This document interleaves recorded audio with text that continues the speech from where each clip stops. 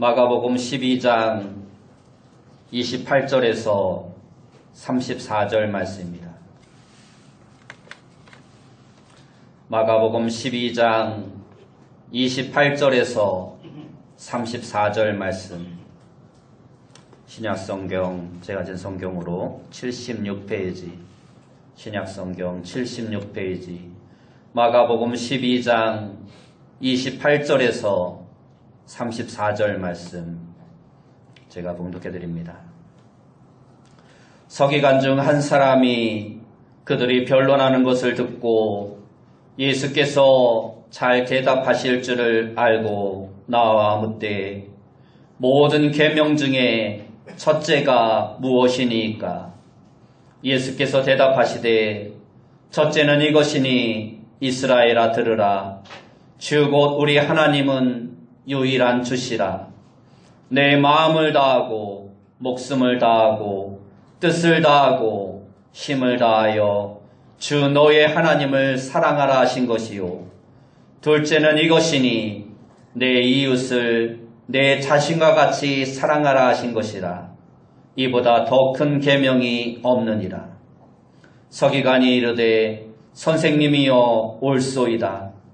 하나님은 한 분이시오 그 외에 다른 이가 없다 하신 말씀이 참이니이다. 또 마음을 다하고 지혜를 다하고 힘을 다하여 하나님을 사랑하는 것과 또 이웃을 자기 자신과 같이 사랑하는 것이 전체로 드리는 모든 번제물과 기타 제물보다 나으니이다. 예수께서 그가 지혜 있게 대답함을 보시고 이르시되 내가 하나님의 나라에서 멀지 않도다 하시니 그 후에 감히 묻는 자가 없더라. 아멘. 우리 옆에 분들과 인사합시다. 만나서 반갑습니다. 다시 한번 인사합시다. 오늘도 큰 은혜 받읍시다. 오늘 우리가 읽은 말씀을 통해서 신앙의 핵심을 배우자, 신앙의 핵심을 배우자라는 제목으로 함께 은혜의 말씀을 나누기를 원합니다.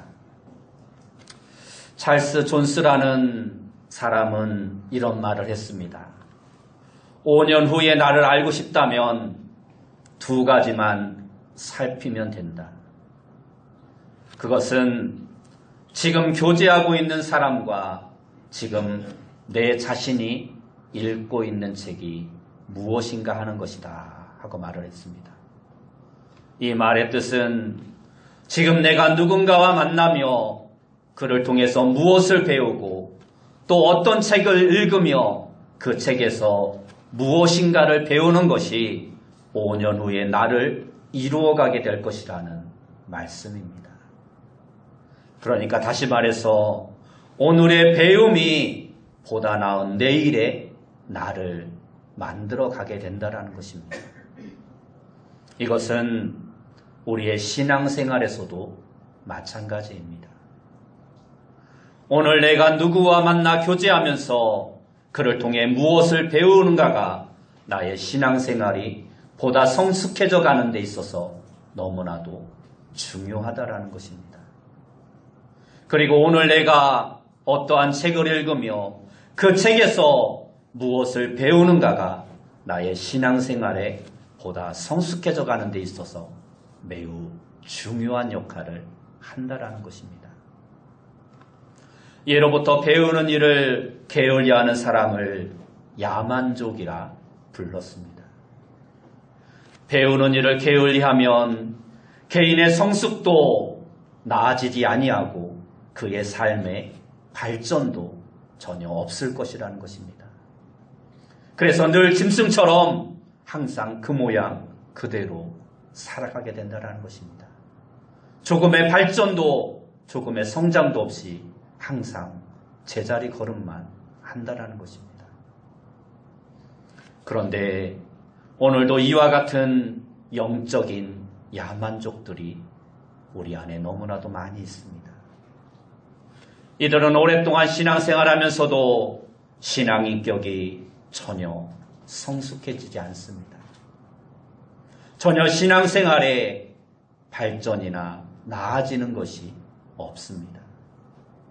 그 이유는 아무리 오래 교회를 다녀도 전혀 배우려 하지 않기 때문입니다.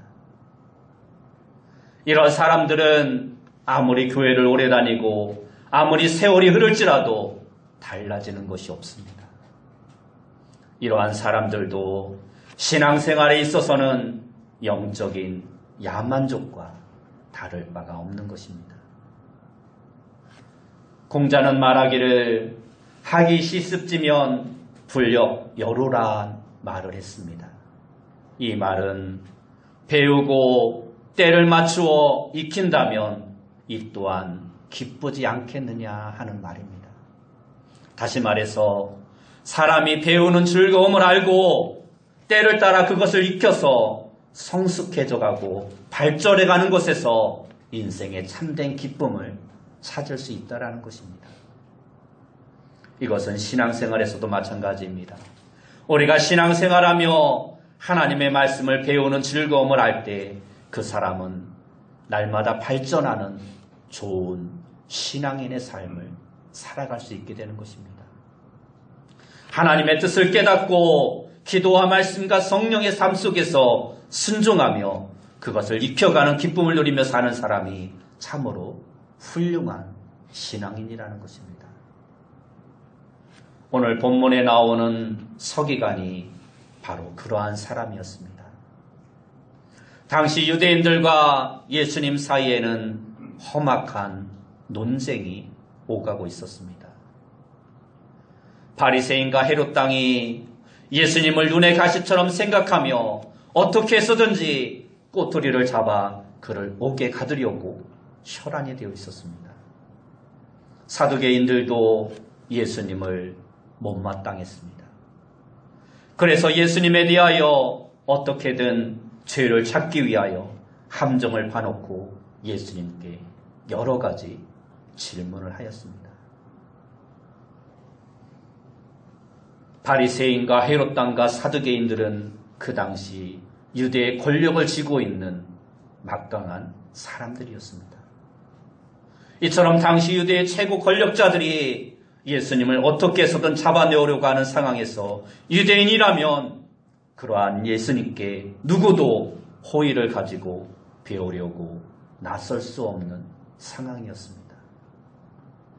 그런데도 이 서기관은 배우기 위해 예수님 앞으로 나와왔습니다. 그리고 그동안 가슴에 담아두었던 질문을 예수님께 말합니다. 예수님께서는 다른 유대인들과는 다르게 이 사람을 대하셨고 그에게 호의로 대답해 주십니다. 그리고 정성껏 그가 질문한 질문에 답을 해 주십니다. 서기관은 예수님이 하시는 그 말씀을 귀담아 들었습니다. 그리고 그에게 성실하게 배웠습니다. 그러자 예수님께서도 그를 칭찬하셨습니다. 그렇습니다. 우리도 이처럼 늘 성경과 믿음과 하나님에 대하여 배우는 일에 힘쓰는 자가 되어야 합니다. 디모데후서 3장 14절 말씀에서 바울이 권면하고 있는 것처럼 배우고 확신한 일에 거하려고 우리는 늘 깨어있는 자가 되어야 합니다. 그렇게 할 때 우리의 믿음이 자라고 이를 보시는 주님께서도 우리를 기뻐하시며 우리에게 한없는 은혜와 축복을 더하여 주실 것입니다. 우리는 신앙생활의 핵심이 무엇인지를 아는 자가 되어야 합니다. 오늘 본문을 보면 이 서기관이 예수님께 배우기 위해 물었던 것이 바로 이것이었습니다. 신앙의 핵심이 무엇인가? 믿음의 핵심이 무엇인가 하는 것이었습니다. 그는 예수님께 묻습니다. 모든 계명 중에 첫째가 무엇이니까? 모든 계명 중에 으뜸이 되는 계명이 무엇이냐 하는 질문입니다. 다시 말해서 하나님의 백성들이 지켜야 할 수많은 계명 중에서 가장 중요한 것이 무엇이냐고 지금 예수님께 묻고 있는 것입니다. 서기관은 도대체 왜 예수님께 이러한 질문을 하고 있는 것일까요? 사실 그 당시의 유대인들은 하나님의 계명을 지키는 일에 있어서 목숨을 걸었던 사람들이었습니다. 그들의 삶의 존재 이유를 하나님의 말씀을 지키는 것에 두고 살았던 사람들이었습니다. 특별히 모세오경에 나오는 계명은 그들은 무슨 일이 있어도 꼭 지켜야 된다라고 믿고 살았습니다. 그럼에도 불구하고 실제로 그 계명들을 지킨다는 것은 불가능한 일이었습니다. 하나님의 계명을 지켜야 되는 것이 그들의 삶의 목적이고 그들의 삶의 존재 이유였지만 그럼에도 불구하고 그것을 지킨다는 것은 불가능했다라는 것입니다. 왜냐하면 그 계명의 수가 너무나도 많기 때문입니다.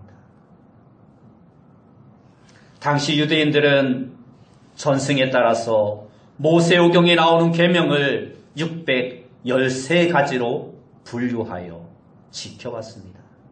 다시 말해서 날마다 613가지를 생각하며 그것을 어기거나 그것을 지키려고 하며 살았다라는 것입니다.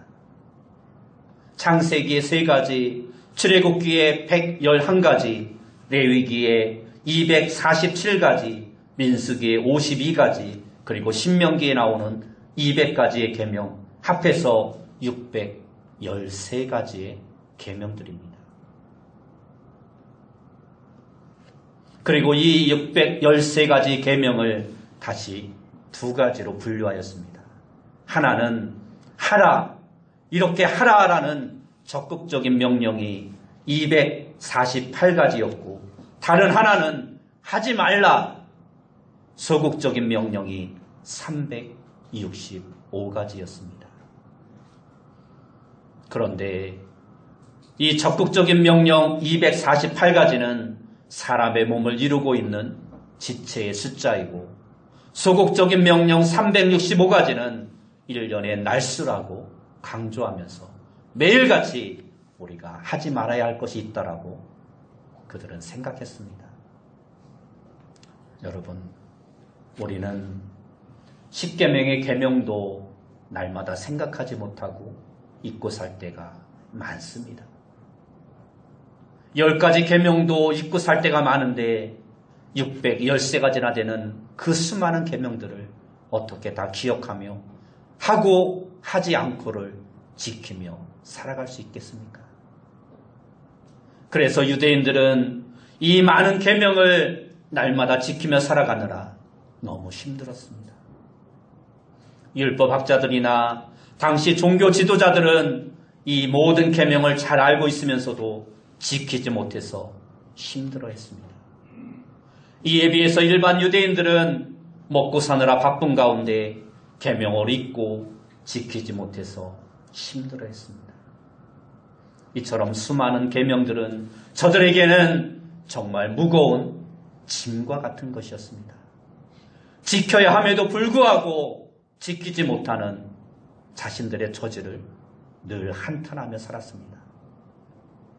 실제로 유대인들에게 가장 큰 문제는 그 많은 계명 조항을 하나라도 어기면 안 된다는 것입니다.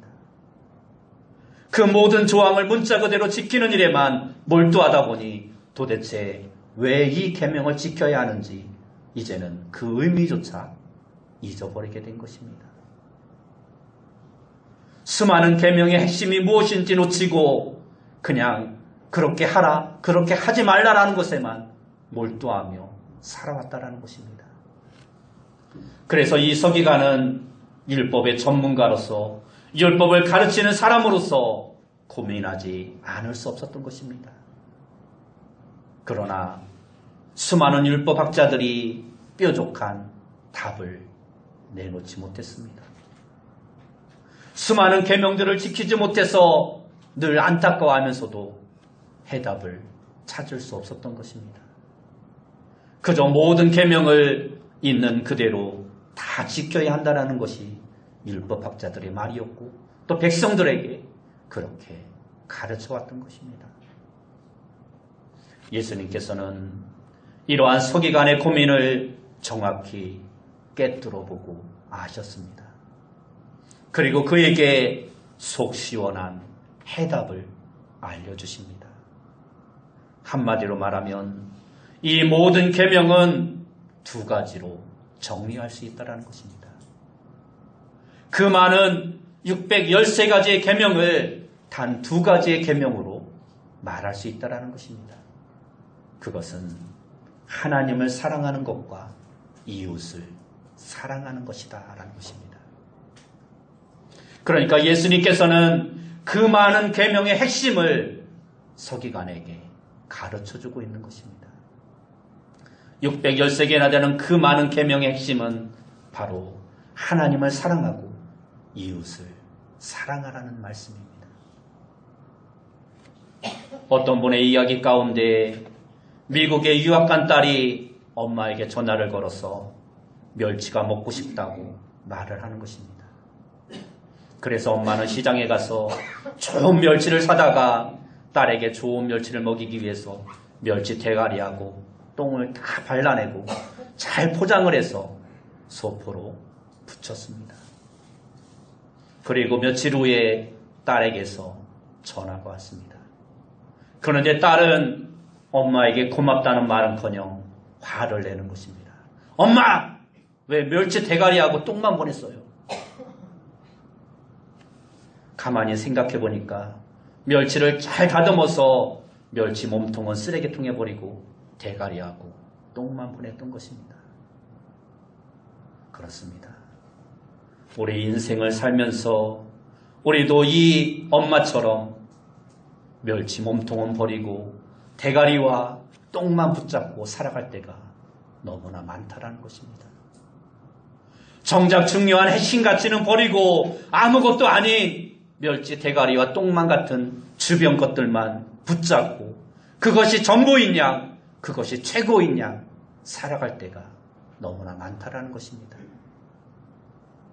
인생의 궁극적인 목적은 뒤로 하고 지금 당장 먹고 살기에 바빠 돈과 쾌락과 물질에 사로잡혀 살 때가 너무나 많다라는 것입니다. 신랑 신부가 결혼을 하려고 할 때 유명한 호텔에서 결혼식을 하느냐 아니면 소박한 예식장에서 결혼식을 치르느냐는 핵심이 아닙니다. 신혼여행을 외국 유명 관광지로 가느냐 아니면 국내에 알아주지 않는 조용한 곳으로 가느냐 역시 핵심이 아닙니다. 결혼 반지를 다이아몬드로 반지로 하느냐 금반지로 하느냐 하는 것도 정작 중요한 점은 아닙니다. 핵심은 두 사람이 사랑하는 것이고 두 사람이 진심으로 하나가 되기를 원한다라는 것입니다.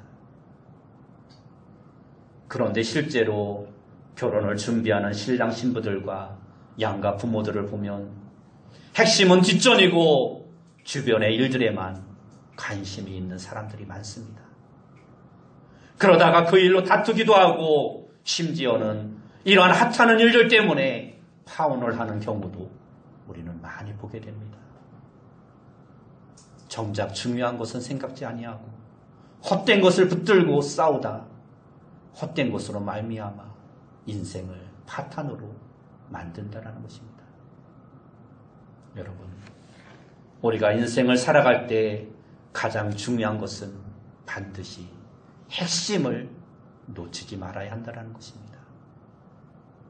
정말 중요한 것, 반드시 지켜가야 하는 것, 꼭 붙들고 있어야 하는 것, 그것을 놓치지 말아야 하는 것입니다. 하나님은 우리에게 다하여 사랑하라고, 다하여 하나님을 사랑하라고 말씀하고 있습니다. 오늘 본문 29절과 30절을 보면 예수님께서는 이 서기관에게 첫 번째 핵심을 말씀하시면서 신명기 6장 4절 이하에 있는 소위 쉐마의 말씀을 인용하여 서기관에게 말씀하십니다. 이스라엘아 들으라. 주 곧 우리 하나님은 유일한 주시라. 내 마음을 다하고 목숨을 다하고 뜻을 다하고 힘을 다하여 주 너의 하나님을 사랑하라 하신 것이요. 이 말씀은 이스라엘 백성이라면, 유대인이라면 누구나 다 암송하고 있는 말씀입니다. 그런데 유독 예수님께서는 이 말씀을 통해 강조하시려고 했던 것이 있는데, 그것은 바로 다하고라는 말입니다. 다하고. 그래서 예수님은 이 다하고라는 말을 4번씩이나 반복해서 말씀하고 있는 것입니다. 그러니까 하나님을 사랑하되 마음을 다해서 사랑하느냐고 물으신 것입니다. 하나님을 사랑하되 목숨을 다해서 사랑했느냐고 물으신 것입니다. 하나님을 사랑하되 뜻을 다해서 사랑했느냐고 물으신 것입니다. 그리고 하나님을 사랑하되 힘을 다하여 사랑했느냐고 물으신 것입니다. 이스라엘 백성들은 저마다 나름대로 하나님을 사랑한다고 생각했습니다. 아마 누구라도 자기들은 하나님을 사랑한다고 자부하며 살았을 것입니다. 그런데 그 많은 계명들을 지키다 보니 하나님을 사랑하는 것이 이제는 형식적인 경우가 되는 경우가 많았던 것입니다. 그래서 하나님을 사랑하되 마음을 다하지 못했던 것입니다. 하나님을 사랑하되 목숨을 다하지 못했던 것입니다. 하나님을 사랑하되 뜻을 다하지 못하고 힘을 다하지 못했던 것입니다. 그렇습니다. 이러한 점은 오늘 우리도 역시 마찬가지입니다. 누군가 우리에게 주님을 사랑하느냐고 묻는다면 우리도 대부분 주님을 사랑한다고 말할 것입니다. 하지만 다하지 못하고 살기 쉽습니다. 이것저것 신경 쓰고 여기저기 분주하다가 정작 하나님께 쏟는 마음이 부족하기 쉽습니다. 또 그렇게 한 해 두 해 살다 보니 이제는 그래도 되는 줄 알고 그냥 그렇게 세월을 보내고 있는 것입니다. 그래서 다하지 못하고 늘 부족해도 그 부족한 줄도 모르고 그냥 하나님을 사랑한다라고 말하고 있는 것입니다. 여러 해 전에 TV 드라마에 한 대사가 유행어가 되었던 일이 있습니다. 시크릿 가든이란 드라마에서 주인공의 한 대사가 유행했던 적이 있습니다. 그것이 최선입니까? 이것이 각종 프로그램에서 유행어로 쓰이면서 사람들 사이에서도 널리 유행되었습니다. 그것이 최선입니까? 정말입니까? 확실합니까? 오늘 우리도 우리 스스로에게 이 질문을 해봐야 합니다. 하나님을 사랑한다고 하는데 정말 그것이 최선입니까? 하나님을 사랑한다고 예배를 드리고 있는데 그 예배가 정말 최선을 다한 예배입니까? 하나님을 사랑한다고 기도를 드리고 있는데 그 기도가 과연 최선의 기도입니까? 하나님을 사랑한다고 헌금을 하고 있는데 과연 그 헌금이 최선을 다한 헌금입니까? 하나님을 사랑한다고 봉사하고 있는데 그 봉사가 정말 최선입니까? 정말 확실합니까? 내 자신에게 다시 한번 물어보아야 합니다. 독실한 그리스도인으로 알려진 미국의 지미 카터는 자신의 자서전을 내면서 그 자서전의 책의 제목을 왜 최선을 다하지 못했는가라는 제목으로 냈습니다. 이분이 자기네 자서전에 이러한 제목을 붙이게 된 일화가 있었습니다. 해군 사관학교를 졸업하고 인간을 받기에 해군 제독인 릭 오버와 면담을 갖게 되었습니다. 그런데 이 제독이 갓 인간한 해군 장교인 카터에게 여러 가지 질문을 하였습니다. 카터는 쩔쩔매면서 대답을 하는데 이 제독이 해군 사관학교 다닐 시절을 묻는 것이었습니다. 어떻게 훈련을 받았는지, 성적은 어땠는지, 사관생들로서의 생활은 어땠는지, 그러면서 그것이 자네가 최선을 다한 결과인가 하고 묻는 것이었습니다. 카터가 머뭇거리자 그는 화를 내며 이렇게 말했습니다. 왜 최선을 다하지 못했는가? 가토는 더 이상 아무 대답도 할 수 없었다고 합니다.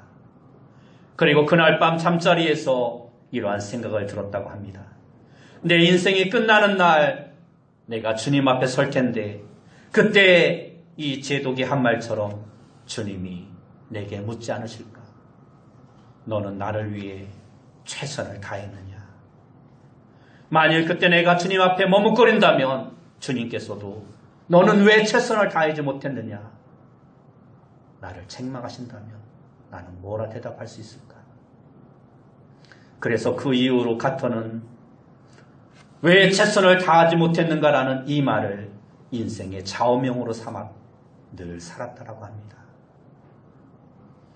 지금 예수님께서 신앙생활의 핵심 가운데 하나로 우리에게 말씀하신 것이 바로 이것입니다. 하나님을 사랑하되 최선을 다해서 사랑하라는 것입니다. 다음으로 내 자신과 같이 이웃을 사랑하라 말씀합니다. 다시 본문 31절 말씀 보면 예수님께서 이 서기관에게 이번에는 두 번째 핵심을 말씀하시면서 레위기 19장 18절의 말씀을 인용하여 말씀하십니다. 내 이웃을 내 자신과 같이 사랑하라는 것이라. 이 말씀 또한 유대인이라면 누구나 다 암송하고 있는 말씀입니다. 그런데 예수님께서 이 말씀에서 강조하신 것은 내 자신과 같이라는 말입니다. 이웃을 사랑하되 사랑하는 정도를 자기가 자기 자신을 사랑하는 정도까지 사랑해야 한다는 것입니다. 사실 우리가 하나님을 사랑하기는 어렵지 않습니다. 왜냐하면 하나님께서는 우리를 너무나도 사랑하셨기 때문입니다. 우리를 너무나도 사랑하셔서 유일하신 독생자 외아들까지 우리를 위해 보내셔 십자가에서 죽게 하셨기 때문에 그래서 이처럼 사랑하사라는 그 말처럼 우리도 하나님을 사랑할 수 있는 것입니다. 그런데 이웃은 하나님과는 다릅니다. 사랑하기가 쉽지 않습니다. 물론 나를 사랑해주는 이웃은 나도 사랑할 수 있습니다. 그러나 그러한 이웃은 많지 않습니다. 우리의 이웃은 참으로 다양하고 많습니다. 그런데 대체로 이웃은 자기 살기 바빠서 우리에게 무관심합니다. 더군다나 심할 경우 우리를 힘들게 하는 이웃도 많습니다. 이유도 없이 우리를 비방하고 욕하고 적대시하는 이웃도 있습니다. 그래서 우리는 이처럼 우리를 사랑하지 않는 이웃을 사랑하는 일이 힘든 것입니다. 그런데 하나님께서 이웃을 사랑하라 하시니 우리는 어쩔 수 없이 이웃을 사랑한다라고 말합니다.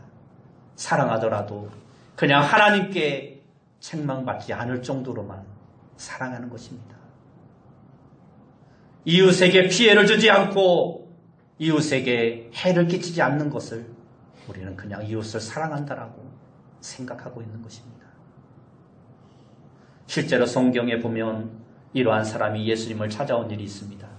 마태복음 19장을 보면 부자 청년 한 사람이 예수님을 찾아와서 묻습니다. 자기가 어떻게 하면 영생을 얻을 수 있을지 묻습니다. 예수님께서는 그에게 살인하지 말라, 간음하지 말라, 도둑질하지 말라, 거짓 증거하지 말라, 내 부모를 공경하라, 내 이웃을 사랑하라 말씀합니다. 그러자 이 청년은 이 모든 것은 내가 다 지켰사온데 아직도 내가 무엇이 부족합니까? 말을 합니다. 이 청년은 이 말씀을 어려서부터 듣고 배웠습니다. 그리고 자기 나름대로는 이 말씀을 지키며 살았다라고 생각했던 것입니다. 그래서 감히 예수님 앞에 내가 이 모든 것을 다 지켰다라고 아직도 내게 무엇이 부족하냐고 말하였던 것입니다. 그러자 예수님께서는 이 사람에게 뜻밖의 주문을 하십니다. 내가 온전하고자 할진대 가서 내 소유를 팔아 가난한 자들에게 주라. 그리고 와서 나를 쫓으라. 결국 이 청년은 그렇게 할 수 없어 근심하면서 예수님 곁을 떠나갔다라고 성경은 말합니다. 소극적인 사랑은 하였지만 적극적인 사랑, 베푸는 사랑, 자기 것을 희생하는 사랑을 하지 못했던 것입니다.